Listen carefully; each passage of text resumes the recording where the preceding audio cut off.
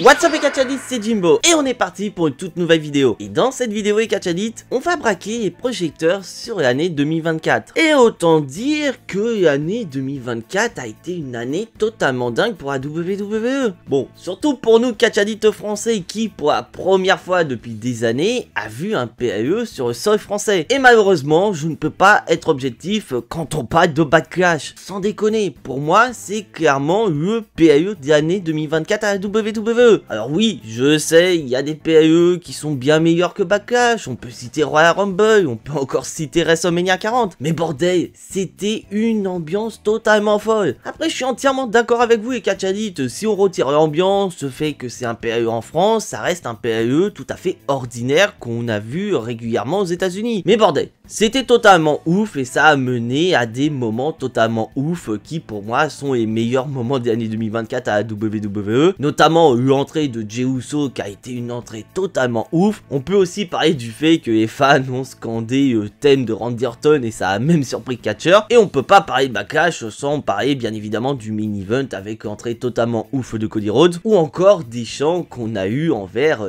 AJ Styles.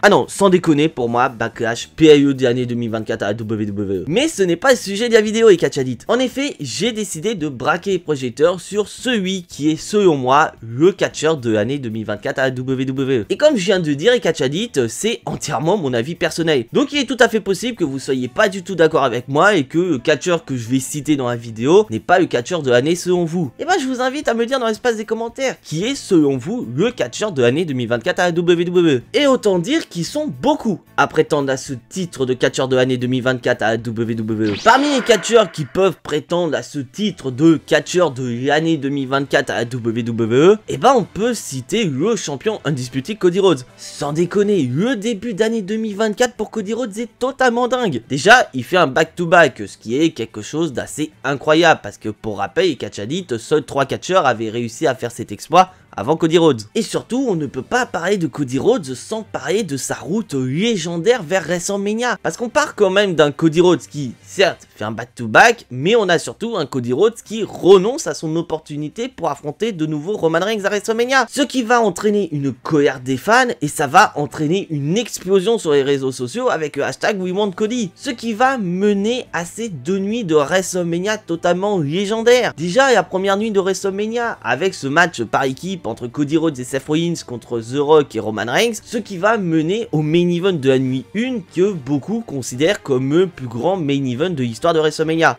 Et d'un côté, je comprends les Catchadites qui disent que ce main event est le meilleur de l'histoire de WrestleMania. Car pour la première fois de l'histoire, 2 catcheurs s'affrontent 2 années de suite pour un titre de champion du monde. Parce que oui, John Cena, The Rock, ils ont déjà fait à WrestleMania 28 et WrestleMania 29. Sauf que la différence, c'est que WrestleMania 28, il n'y avait pas de titre en jeu. Tandis que WrestleMania 29, c'était pour le titre de champion de WWE. Tandis que là, 2 années de suite, les 2 catcheurs s'affrontent pour le titre de champion Undisputed. Et à la différence de WrestleMania 39, Cody Rhodes parvient à battre Roman Reigns et à terminer son histoire sur la plus grande scène du monde, mettant fin à un règne légendaire de 1316 jours pour le Tribal Chief. Et c'est là où ça va un petit peu dégénérer pour Cody Rhodes et beaucoup de fans vont commencer à les lâcher. Parce qu'on va pas se voiler la face, et Catchadites, le règne de Cody Rhodes est assez moyen dans l'ensemble. Alors je peux comprendre que passer derrière Roman Reigns c'est très compliqué. Ok, ça y a aucun problème, je peux très bien comprendre. Mais bordel, quand on voit le règne de Cody Rhodes, bah il y a 2 choses qu'il faut retenir. Déjà, premier point, c'est que ces matchs sont très prévisibles, car même si on a eu droit à un banger à Backlash entre Cody Rhodes et AJ Styles, car ce match a quand même eu un 5 étoiles de la part de Dave Meltzer, bah c'était prévisible que Cody Rhodes allait repartir avec la victoire, parce qu'il n'allait pas perdre la ceinture un mois après avoir gagné contre Roman Reigns. Et parlant des rivalités, Catchadites, bah les rivalités sont mises de manière totalement random pour Cody Rhodes. Mais voilà, avec ce qui se passe en ce moment avec Kevin Owens, bah moi je serais pas étonné que 2025 soit une très bonne année pour The American Nightmare. Je viens de parler du champion Undisputed, il est temps de braquer les projecteurs sur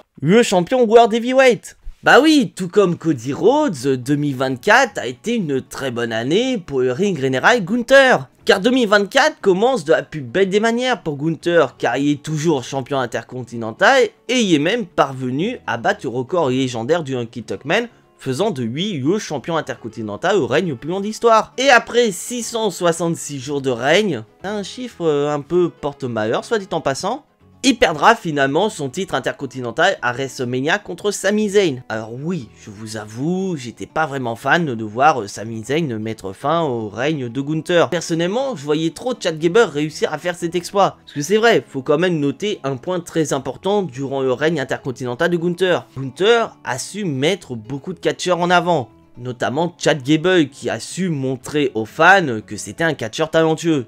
Mais voilà, Gunther, on savait très bien qu'après avoir perdu son titre de champion intercontinental, il allait se diriger vers les sommets et pourquoi pas vers un titre de champion du monde. Et c'est là où la WWE a été très intelligent avec Gunther. Car la WWE n'a pas envoyé directement Gunther vers la course au titre de champion du monde poids lourd. Ils lui ont donné du momentum. Bon après, c'était pas vraiment étonnant parce que vu le champion World Heavyweight qu'on avait en parallèle, ça aurait été chiant de voir Gunther catapulter vers le titre World Heavyweight. Dans Triple H, il a eu une idée de génie. Déjà, il a fait revenir le tournoi King of the Ring. Oui, parce que faut pas oublier que ces dernières années, le tournoi King et Queen of the Ring, tout le monde s'en fout. Et bah Triple H, il a eu une très bonne idée. Il a fait revenir ce tournoi, certes, ça fait plaisir, mais surtout, Triple H a fait en sorte que ce tournoi soit très important pour les participants. Donc il a fait quelque chose d'assez simple, c'est de promettre un match de championnat à SummerSlam à celui et celle qui remporteront le tournoi. Gunther, bah lui ça l'intéresse. Normal, il y a une opportunité pour un titre mondial à SummerSlam dont n'importe qui voudrait concourir. Ce qui a mené à cette finale totalement dingue contre Randy Orton. Alors même si la finalité est discutable, mais bon ça la WWE va s'en servir un peu plus tard, Gunther est parvenu à battre Randy Orton et à devenir le roi du ring. Ce qui lui a permis par la même occasion d'obtenir une opportunité à SummerSlam. Et quelle opportunité à SummerSlam, parce qu'il a affronté nul autre que champion World Heavyweight de l'époque, Damien Priest. Et c'est sur la plus grande scène du monde que Gunther a battu Damien Priest pour devenir le champion World Heavyweight. Car on part quand même d'un Gunther qui n'a pas du tout été respecté par Vince McMahon à l'époque. Quelque chose qui me revient en tête, c'est 2019 au Survivor Series où Gunther il s'est fait éliminer juste par un simple Claymore Kick au bout de 5 minutes de combat. Pour au final, sous l'ère Triple H, devenir le champion intercontinental au règne le plus long d'histoire, mais surtout sous l'ère Triple H, devenir le champion World Heavyweight. Et comment dire, son règne, il est juste incroyable. Au niveau des matchs, il n'y a rien à dire. La construction de ses rivalités, il n'y a rien à dire également. Alors certes, il y a beaucoup de catch addicts qui se peignent actuellement de Gunther, parce que c'est vrai que depuis sa défaite contre Cody Rhodes à Crown,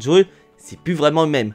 Mais moi ça me dérange pas que Gunther se mette à hésiter et à douter de lui-même, je pense que c'est une très bonne chose pour l'évolution de son personnage. Et avec 2025 qui arrive à grands pas, et bah moi je serais pas du tout étonné de voir pour la première fois de sa carrière Gunther défendre le titre World Heavyweight sur la plus grande scène du monde.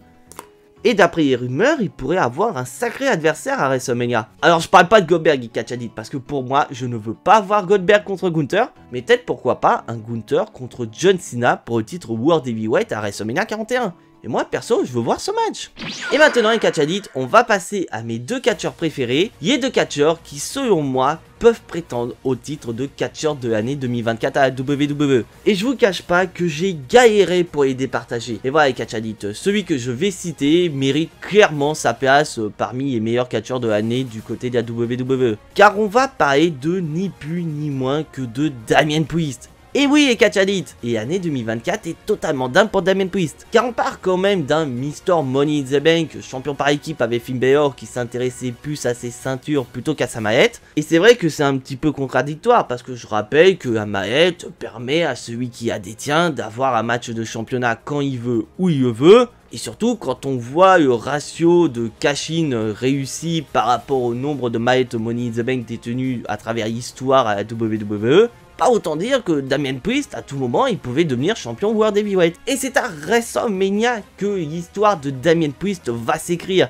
Car il va certes perdre les titres aux côtés de Finn Balor dans la nuit 1 de WrestleMania, mais lors de la nuit 2, il va faire une dinguerie. Car à l'instar de Seth Rollins qui avait fait dans le main event de WrestleMania 31, et bah Damien Priest, lors de l'opener de la nuit 2 de WrestleMania, va utiliser sa mallette pour devenir champion World Heavyweight en battant le tout nouveau champion World Heavyweight Drew McIntyre. Et c'est là où l'année 2024 de Damien Priest va prendre une tournure incroyable. Car pour beaucoup de catch addicts, Damien Priest était vu comme un simple champion de transition. Et d'un côté, ça peut se comprendre quand on voit les adversaires qu'il a affrontés durant son règne de champion. Il affronte Drew McIntyre chez lui à Clash at the Castle en Écosse. Donc pour beaucoup, c'était le bon moment pour que Drew McIntyre renouvelle avec un titre de champion du monde. Ou encore à Money in the Bank contre Seth Rollins. Bah oui, parce que quand Money in the Bank a eu lieu, on savait que Gunther allait toquer à la porte du champion World Heavyweight à SummerSlam, qui était le pay-per-view qui allait suivre Money in the Bank. Donc pour beaucoup, ils voyaient plus une confrontation entre Seth Rollins et Gunther. Normal, le schéma classique babyface contre heel. Parce que oui, Damien Priest était heel à l'époque. Et pourtant, Damien Priest a réussi à conserver son titre World Heavyweight et faire route vers SummerSlam pour affronter Gunther.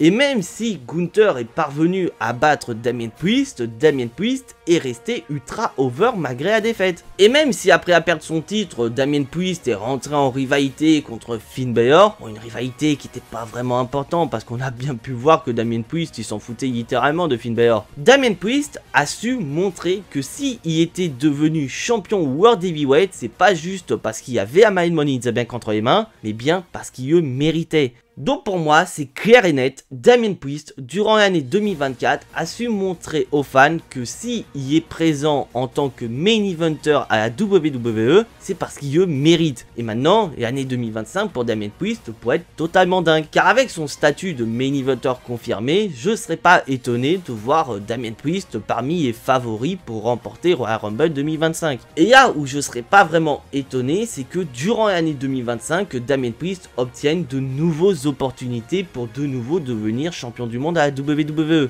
Et d'ailleurs, ça ne m'étonnerait pas du tout que Damien Priest raffigure à un moment ou à un autre durant l'année.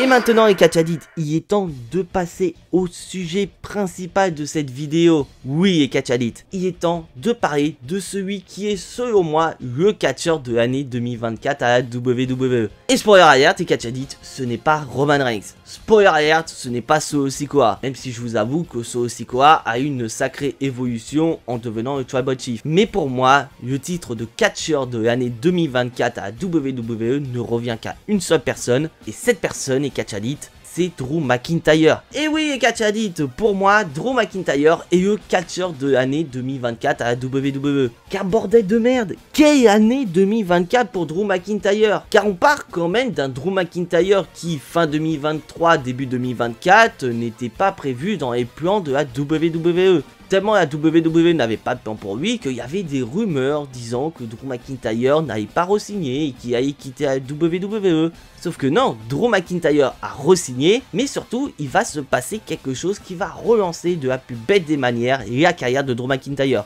Et c'est malheureux, c'est la blessure de CM Punk survenue au Royal Rumble. Parce que oui, la blessure de CM Punk a obligé la WWE de revoir leur plan. Car à la base, on partait sur une confrontation entre CM Punk et Seth Rollins pour le titre World Heavyweight à WrestleMania. Mais cette blessure de CM Punk va être bénéfique pour Drew McIntyre. Car Drew McIntyre va jouer sur cette blessure de CM Punk en se vantant d'être le sauveur de WrestleMania parce qu'il a réussi à écarter le Best in the World. Et cela va lui donner davantage de momentum en remportant l'Elimination Chamber match, lui permettant d'obtenir une opportunité au titre World Heavyweight de Seth Rollins à WrestleMania. Mais à la différence de WrestleMania 36 où il n'y avait pas de public, cette fois-ci à WrestleMania 40 devant du public, Drew McIntyre est parvenu à devenir champion du monde. Mais malheureusement, ça a été qu'un court instant, parce que comme j'ai dit précédemment, il a été victime du cash-in de Damien Priest. Mais il y en a un qui a participé à ce cash-in de Damien Priest, c'est CM Punk. Et cela va mener à la rivalité de l'année entre CM Punk et Drew McIntyre. Sans déconner, il n'y a pas meilleure rivalité que cette rivalité entre les deux catcheurs.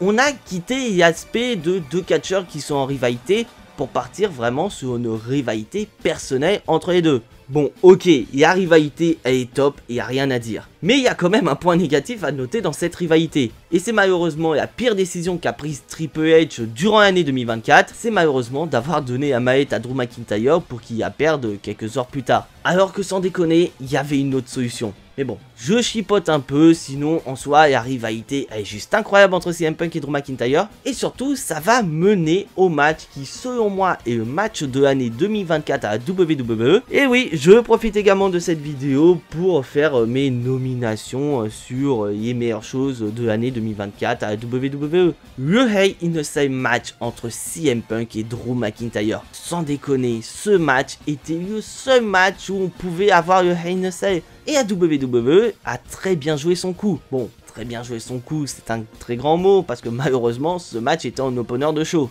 Alors que ce match méritait clairement le main event. Et autre point négatif, malheureusement, et ça dépend des fans, moi je suis entièrement d'accord avec eux, c'est vrai qu'au vu de la rivalité et de l'intensité qu'on a eu entre CM Punk et Drew McIntyre, c'est clair que Drew McIntyre méritait plus sa victoire que CM Punk. Mais quoi qu'il en soit, malgré qu'il ait perdu contre CM Punk, Drew McIntyre n'a absolument pas perdu de momentum. Et quand on voit ce qui est en train de se passer du côté du guerrier écossais, eh ben je serais pas du tout étonné que 2025 soit une année encore plus dingue pour Drew McIntyre. Car Drew McIntyre s'est lancé en croisade pour se venger de la Bloodline originale. Donc autant dire que Drew McIntyre s'est lancé dans le McIntyre Revenge Tour. Une tournée de vengeance qui pourrait très bien le mener à une ultime confrontation contre Roman Reigns. Mais pas que les catch addict. Car Drew McIntyre y a dit qu'il voulait se venger de la Bloodline originale. On a pu voir à SmackDown, il a même prévenu Solo Sikoa. Une fois que Solo Sikoa en aura fini avec Roman Reigns, Drew McIntyre viendra toquer à sa porte pour régler ses comptes avec lui. Mais Drew McIntyre veut aussi se venger de ceux qui ont aidé Roman Reigns. Et je pense que vous avez deviné, catch addict. Car parmi les catcheurs qui ont aidé Roman Reigns, il y a certes CM Punk, mais il y a surtout Cody Rhodes.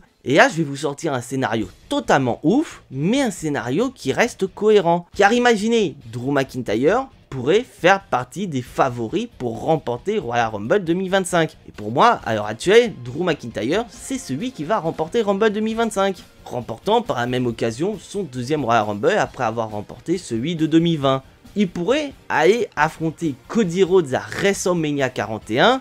Et à l'instar de Kevin Owens qui n'arrête pas de dire que le grand méchant de l'histoire c'est Cody Rhodes parce qu'il s'est associé à Roman Reigns, et Drew McIntyre pourrait faire exactement la même chose à sa manière. À savoir que si Roman Reigns parvient à redevenir le Tribal Chief, c'est en partie à cause de Cody Rhodes. Car certes, Cody Rhodes est celui qui a mis fin au règne de champion de Roman Reigns et donc par la même occasion lui a ôté ses pouvoirs de Tribal Chief, mais c'est surtout Cody Rhodes qui a été le premier à s'associer à Roman Reigns dans sa croisade pour redevenir un Tribal Chief. Et ça pourrait mener à un moment totalement ouf à WrestleMania, car je vous ai dit, je veux voir Kevin Owens champion undisputed prochainement.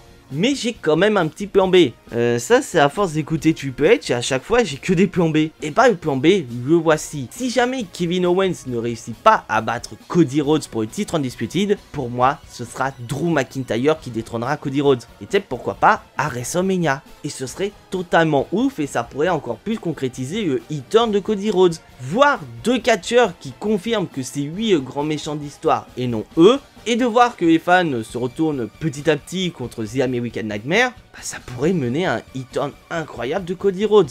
Donc voilà, pour moi, il n'y a pas photo, Drew McIntyre est le catcheur de l'année 2024 à la WWE. Sûr, si vous n'êtes pas d'accord avec moi, n'hésitez pas à me dire votre avis dans l'espace des commentaires. Et voilà les catch addicts, c'est tout pour cette vidéo et j'espère qu'elle vous a plu. Si ce n'est pas encore fait, je vous invite à vous abonner, c'est entièrement gratuit, c'est un énorme moyen de me soutenir. Si bien sûr vous avez apprécié cette vidéo, n'hésitez absolument pas à lâcher votre plus gros pouce bleu qui reste également un excellent moyen de me soutenir. Et bien sûr, je vous invite à cliquer sur la petite cloche pour être notifié de la sortie des prochaines vidéos. Car 2025 arrive à grands pas, mais il y a surtout des projets qui vont arriver sur la chaîne. Mais voilà, je ne vous en dis pas plus, je garde le secret. Voilà, motu c'est bouche cousue. Et comme vous le savez, on se retrouve prochainement pour parler des histoires les plus dingues du Catch Universe. D'ici là, portez-vous bien et on n'oublie pas le plus important, soyez tous très fiers d'être des Catch Addicts. C'était Jimbo, et à la prochaine.